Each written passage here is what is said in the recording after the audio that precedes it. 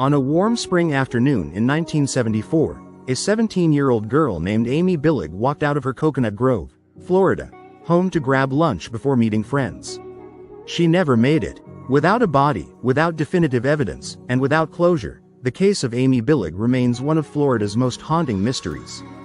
March 5, 1974, began like any other day.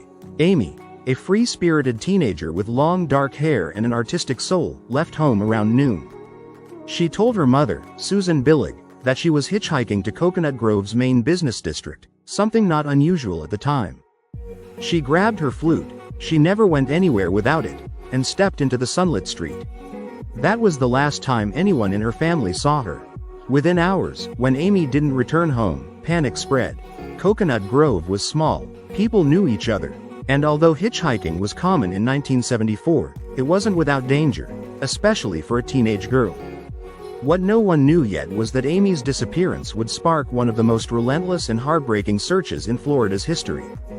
Immediately, police and volunteers flooded the area. Witnesses came forward with scattered clues. Some said they saw Amy climbing into a white van. Others claimed she had been talking to bikers near a convenience store. A few insisted they saw her walking alone on US 1 afternoon.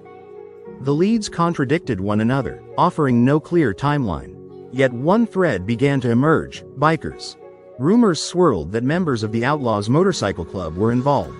Multiple witnesses claimed Amy had been seen with bikers the day she vanished. Willingly or unwillingly, no one could say for certain. Police investigated the Outlaws. The bikers denied everything. With no body and no physical evidence, everything remained speculation. But the bikers would not be the strangest part of this story. Within weeks of Amy's disappearance, Susan Billig began receiving phone calls, hundreds of them, from men claiming to know Amy's fate. Some said Amy was alive. Some said she was dead. Some described horrific details. Some were clearly trying to torment a grieving mother. For 2 decades, Susan endured these calls, taking each one seriously in case it was the lead she desperately hoped for. One caller, nicknamed Hank, tormented her more than anyone else. He called nearly every day, taunting her with vivid stories of Amy's supposed suffering. He claimed Amy had been taken by bikers, passed around the country, abused, sold, and eventually killed. The calls were so cruel and so constant that investigators believed Hank was a sadist feeding off Susan's pain, not someone with real information. Years later, the FBI identified Hank as Henry Johnson Blair, an airline employee who made the calls from payphones while traveling for work. He was eventually arrested and jailed for harassing Susan. But by then, Susan had already chased countless false leads across the country, following every whisper, every rumor, every anonymous phone call, in search of her daughter. One of the strongest leads came in 1974 when a young woman's diary was found in an Oklahoma biker house. The diary mentioned Amy by name. Detectives rushed to analyze it. The pages described a girl named Amy being taken with the Outlaws and moved from state to state.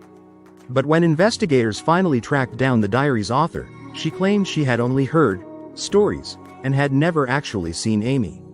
The trail went cold again.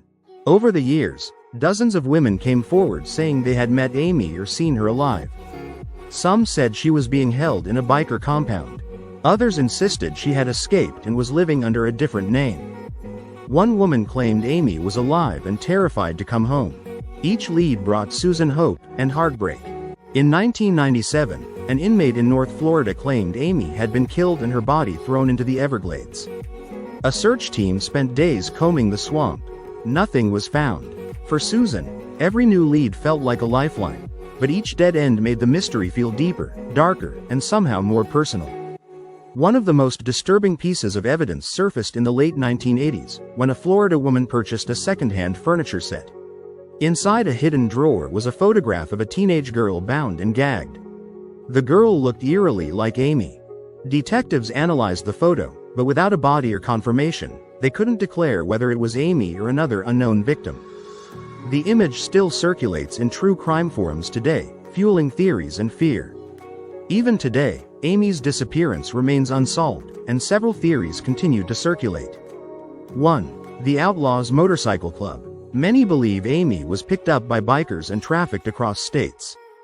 The diary and multiple sightings support this theory, but no proof ever surfaced. 2. A local abductor. Some investigators argue Amy never left Coconut Grove and was abducted by a local predator. 3. Henry Blair, Hank, knew more. Although Blair was convicted only of harassment, some believe he had deeper knowledge of crimes within biker networks from his travels. 4. Amy ran away and met danger later. The least supported theory suggests she voluntarily left home, but Amy had no history of running away. No theory fully explains all the evidence. No theory answers the biggest question. Where is Amy Billig?